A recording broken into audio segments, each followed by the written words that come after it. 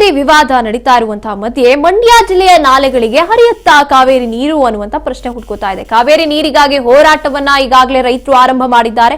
ನೀರು ಬಿಡದೆ ಇದ್ರೆ ತೀವ್ರವಾದಂತಹ ಹೋರಾಟ ಮಾಡ್ತೀವಿ ಅಂತ ಎಚ್ಚರಿಕೆಯನ್ನು ಕೂಡ ರಾಜ್ಯ ಸರ್ಕಾರಕ್ಕೆ ರೈತರು ನೀಡಿದ್ದಾರೆ. ಇನ್ನು ಕೆಆರ್ಎಸ್ ನೀರನ್ನ ಹರಿಸುವಂತೆ ಪಟ್ಟು ಹಿಡಿದಿದ್ದಾರೆ ಮಂಡ್ಯ ಮೈಸೂರು ಭಾಗದ ಅನ್ನದಾತರು. ಸದ್ಯ ಕೆಆರ್ಎಸ್ ಜಲಾಶಯದಲ್ಲಿ ಕೇವಲ 92 ಅಡಿ ನೀರು ಇರುವಂತದ್ದು. ಮಂಡ್ಯ ಜಿಲ್ಲೆಯ ನಾಲೆಗಳಿಗೆ ಕಾವೇರಿ ನೀರನ್ನ ಹರಿಬಿಡ್ತಾರಾ? ಹಾಗಿದ್ರೆ ತಮಿಳುನಾಡನ್ನ ಈಗ ಒಂದು ಪಕ್ಕಕ್ಕಿಡ್ತಾರಾ? ಕಾವೇರಿ ನೀರಿಗಾಗಿ ಆರಂಭವನ್ನ ಮಾಡಿದ್ದಾರೆ ಹೋರಾಟನ ರೈತರು. ನೀರ್ ಬಿಡದೆ ಇದ್ರೆ ತೀವ್ರ ಹೋರಾಟವನ್ನ ಮಾಡ್ತೀವಿ ಅಂತ ಎಚ್ಚರಿಕೆಯನ್ನ ಕೂಡ ಕೊಟ್ಟಿದ್ದಾರೆ. ಕೆಆರ್ಎಸ್ ನೀರನ್ನ ನಮಗೆ ಬಿಟ್ಕೊಡಿ ಅಂತ. ಸದ್ಯ ಕೆಆರ್ಎಸ್ ಜಲಾಶಯದಲ್ಲಿ 92 ಅಡಿ ನೀರಿದೆ. ಸಿಡಬ್ಲ್ಯೂಆರ್ಸಿ ಸಭೆ ಬಳಿಕ ನೀರ್ ಬಿಡೋ ಬಗ್ಗೆ ತೀರ್ಮಾನ ಅಂತ ಸಿಎಂ ಹೇಳಿದ್ರು. ನೀರ್ ಬಿಡದೆ ಇದ್ರೆ ಸಂಪೂರ್ಣ ಒಣಗ್ ಹೋಗುತ್ತೆ ಕಬ್ಬುಗಳು. ನೀರ್ ಬಿಟ್ಟು ಬೆಳೆಯನ್ನ ರಕ್ಷಣೆ ಮಾಡಿ ಅಂತ ರೈತರು ಆಗ್ರಹ ಮಾಡ್ತಾ ಇದ್ದಾರೆ. ಈಗಾಗಲೇ ಧರಣಿಯನ್ನ ಆರಂಭ ಮಾಡಿದ್ರು ರೈತರು. ನಿನ್ನೆ ಸಭೆ ನಡೀತು, ಸಿಡಬ್ಲ್ಯೂಆರ್ಸಿ ಸಭೆ ಆಗಿರ್ಬೋದು.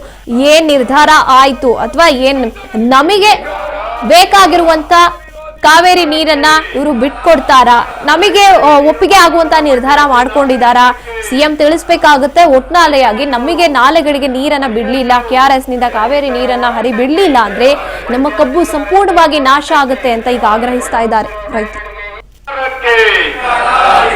ರೈತರಿಗೆ ನೀರು ಕೊಡಲಾಗದ ಮಂಡ್ಯ ಜಿಲ್ಲಾಡಳಿತಕ್ಕೆ ಅಯ್ಯಯ್ಯೋ ಅಯ್ಯಯ್ಯೋ.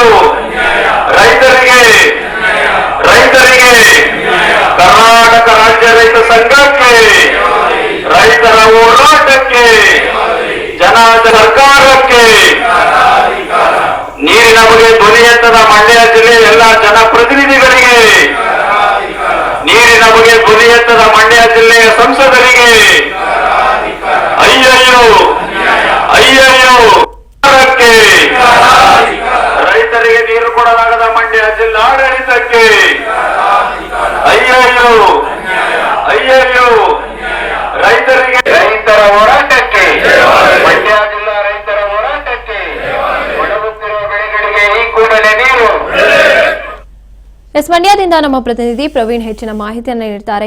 ಪ್ರವೀಣ್, ಈಗ ಹೋರಾಟ ಆರಂಭ ಮಾಡಿದ್ರು. ಇದಕ್ಕೂ ಮೊದಲೇ ಈಗ ಮತ್ತೊಂದು ಎಚ್ಚರಿಕೆ ನೀಡಿದ್ದಾರೆ. ಕಾವೇರಿ ನೀರನ್ನ ಏನಾದ್ರೂ ನಮಗೆ ಬಿಟ್ಕೊಟ್ಟಿಲ್ಲ ಅಂದ್ರೆ ನಾವು ದೊಡ್ಡ ಮಟ್ಟದ ಹೋರಾಟ ಮಾಡ್ತೀವಿ ಅಂತ ರೈತರು. ಇನ್ನು ಸಭೆಯಲ್ಲಿ ನಿಜವಾಗ್ಲೂ ಏನ್ ನಿರ್ಧಾರ ಆಯ್ತು? ರೈತರ ಪರವಾಗಿ ಏನಾದ್ರೂ ನಿರ್ಧಾರ ಆಗಿದ್ಯಾ ಅಂತ?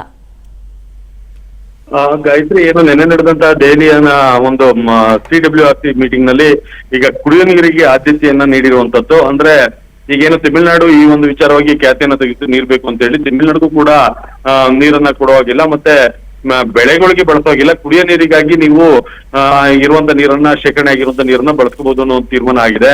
ಹಾಗಾಗಿ ಈಗ ರೈತರು ಈಗ ಒಂದು ಕಡೆ ತಮಿಳುನಾಡಿಗೆ ನೀರು ಬಿಡುವುದಿಲ್ಲ ಅನ್ನೋ ಒಂದು ವಿಚಾರವಾಗಿ ನಿಟ್ಟಿರ್ತಾರ ಬಿಟ್ರೆ, ಮತ್ತೊಂದೆಡೆ ಈಗ ಏನು ಬೆಳೆದು ನಿಂತಿರುವ ಬೆಳೆಗಳಿಗೆ ಈಗ ನೀರಿಲ್ಲದ ಕಾರಣ ಬೆಳೆಗಳು ಒಣಗ್ತಾ ಇದೆ. ಹಾಗಾಗಿ ಈಗ ಬೆಳೆಗಳಿಗೆ ನೀರು ಬಿಡಬೇಕು ಅನ್ನೋ ಆಗ್ರಹವನ್ನ ಇಟ್ಕೊಂಡು ಈಗ ಪ್ರತಿಭಟನೆಯನ್ನ ಮುಂದುವರ್ತಿರುವಂತದ್ದು. ಏನು ಈಗ ಜಿಲ್ಲಾದ್ಯಂತ ಎಲ್ಲಾ ಕಡೆನೂ ಏನು ಕಾವೇರಿ ನೀರಿನ ಅವಲಂಬಿತರಾಗಿ ಬೆಳೆಯನ್ನ ಬೆಳೀತಾ ಇದ್ದಾರೆ ರೈತರು. ಆ ಭಾಗದಲ್ಲಿ ಎಲ್ಲಾ ಕಡೆನೂ ಕೂಡ ಪ್ರತಿಭಟನೆ ಮಾಡ್ಬೇಕು ಅಂತ ಒಂದು ಕರೆಯನ್ನ ನೀಡಿದ್ದಾರೆ. ಜೊತೆಗೆ ಈ ಕೆಆರ್ಎಸ್ ಅಣೆಕಟ್ಟೆಯಲ್ಲಿ ಏನು ಇಂಜಿನಿಯರ್ ಕಚೇರಿ ಮುಂಭಾಗ ಅಹೋರಾತ್ರಿಯನ್ನು ಪ್ರತಿಭಟನೆಯನ್ನ ಮಾಡಿದ್ರು. ಅದು ಇನ್ನೂ ಕೂಡ ಮುಂದುವರೆದಿರುವಂತದ್ದು.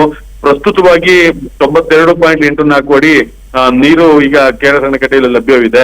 ಹಾಗಾಗಿ ಈಗ ರಾಜ್ಯ ಸರ್ಕಾರ ಯಾವ ರೀತಿಯಾದ ತೀರ್ಮಾನ ತಗೊಳುತ್ತೆ ಅನ್ನೋದನ್ನ ಈಗ ಕಾದು ನೋಡಬೇಕಾಗಿದೆ ಗಾಯತ್ರಿ. ಥ್ಯಾಂಕ್ ಯು ಪ್ರವೀಣ್, ನಿಮ್ಮೆಲ್ಲ ಮಾಹಿತಿ